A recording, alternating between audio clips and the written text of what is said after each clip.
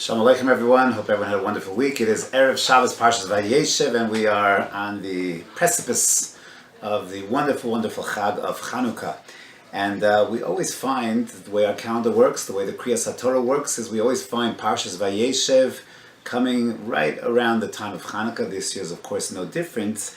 And a lot of the Mefarshim highlight some very interesting connections between the stories of Yosef and the story of Chanukah, the miracle of Chanukah. And it's very, very striking. If you take a look at the Gemara in Masechet Shabbos, Daf Chav Aleph, Chav Beis, Chav Gimel, that's where you have all the halachos of Hilchos Chanukah. There in the Gemara in Shabbos, it's all Chanukah.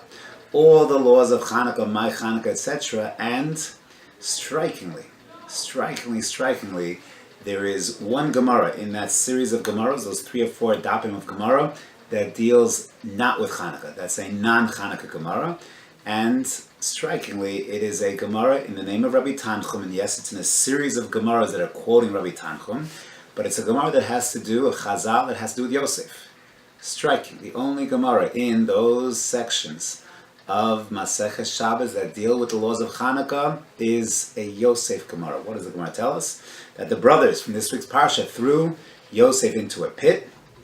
And the Torah tells us, Habor Reik Ein Bo Mayim, there was no water in the pit.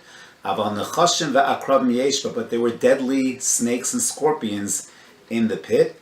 And Yosef was miraculously saved. So why is this Gemara, aside from just that it's a memra of Rabbi Tanchum, but what's it doing over here? What's the idea? So I think if you study the parshas that are coming up, Vayeshev, and then Miketz, and all of these parshas, Vayigash, that discuss the story of Yosef, you'll find something very, very striking. We don't find miracles here. We don't find many miracles. However, there's a striking hashgacha that permeates everything that happens to Yosef. And it really starts in the beginning. Yes, Yosef is a dreamer, and he dreams, and there is conflict with his brothers, no doubt. And then we are told in the beginning of the parsha that Yosef is sent out by his father to find his brothers. Vayishlacheu me'emek Chevron vayavo Shchema. Pasuk Tezvav tells us Vayimtza'eu ish, and Yosef finds this mysterious ish.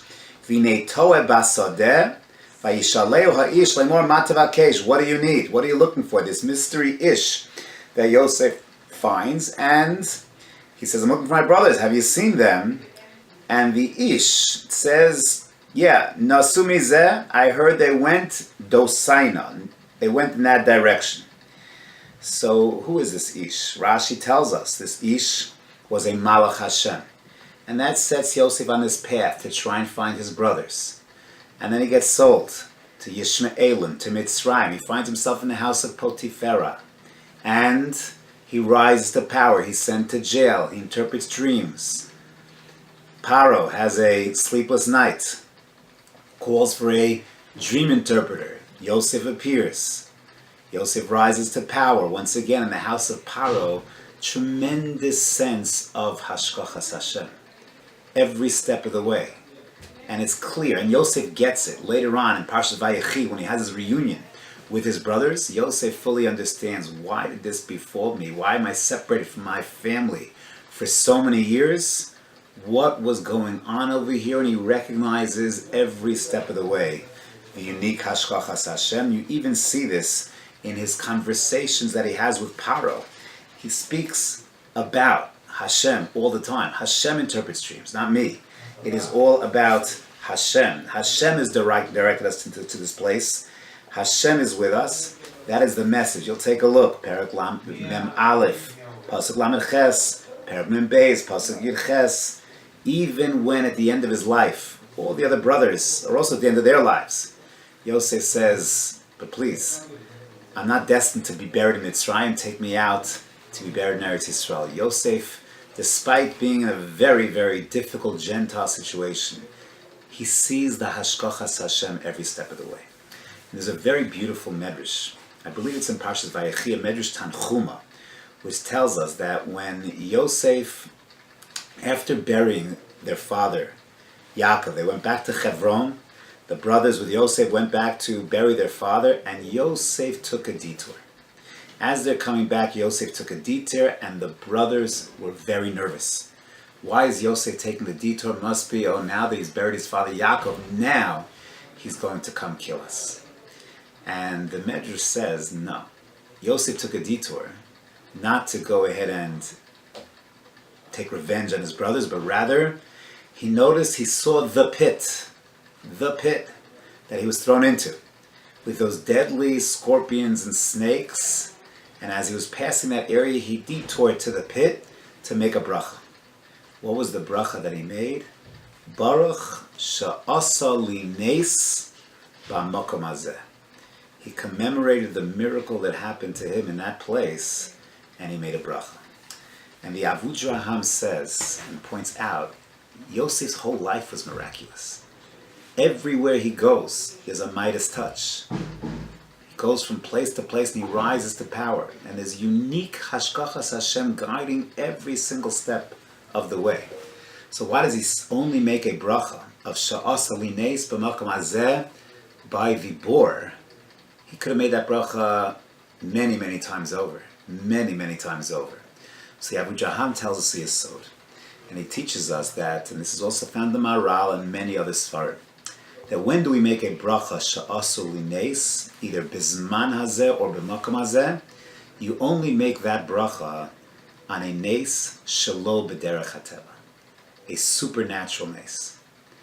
That's when you make the bracha. So when you're thrown into a pit with full of deadly snakes and scorpions, and somehow you emerge unscathed, you brush yourself off and you're ready to go, yeah, there you'll make the bracha. But that bracha that you make there reveals something about Yosef. He understood that, yes, there I had a supernatural nes, but his whole existence, every step of the way, was replete with nisim.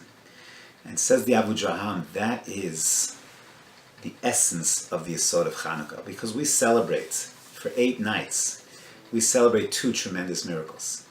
One was that a pach Hashem, one flask of oil, one cruse of oil, somehow outlasted itself, overcame its boundaries, its potential, exceeded its potential, and lasted for 8 days. But then there was another miracle, which perhaps we de-emphasize.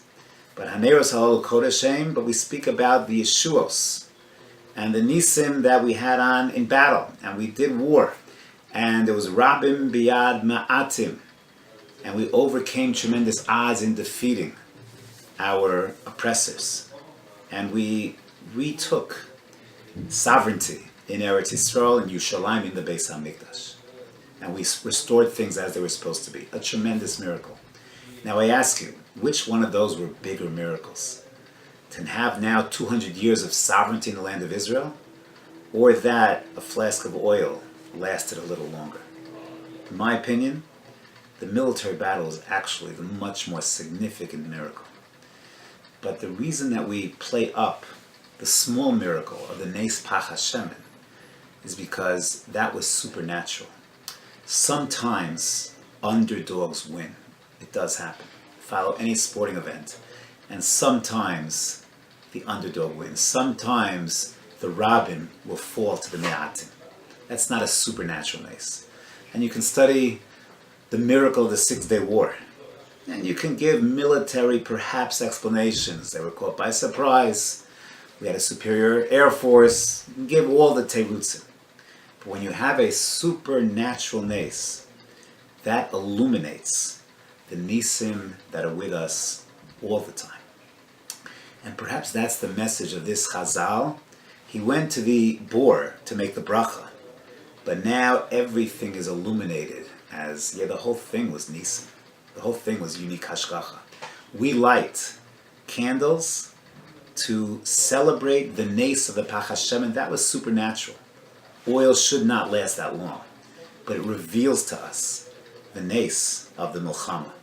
And perhaps on Hanukkah, what we should also focus on is the nes of the Jewish people and the survival of the Jewish people.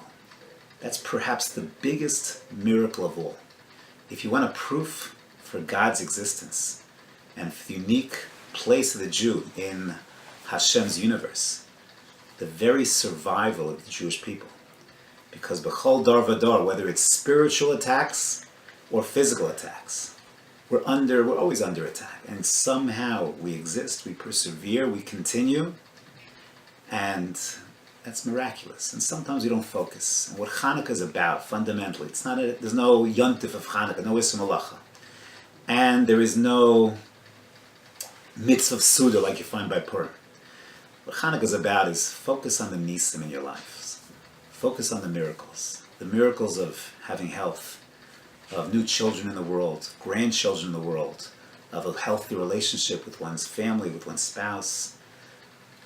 Parnasa, focus on the sun rising every day, the sun setting, the everyday miracles, and the survival, the existence of the Jewish people, the success of the Jewish people throughout all of these unique experiences and trials and challenges. It's the big miracles, the famous Ramban in Parashat Bo, the big miracles, the supernatural ones, help us uncover and reveal the nisim that are with us in the little things every single day of our lives. And therefore we should be zocher to really live that brach in a real way. Sha'asa lineis b'makom hazeh, bizman hazeh, bayamim hahem, bazman hazeh.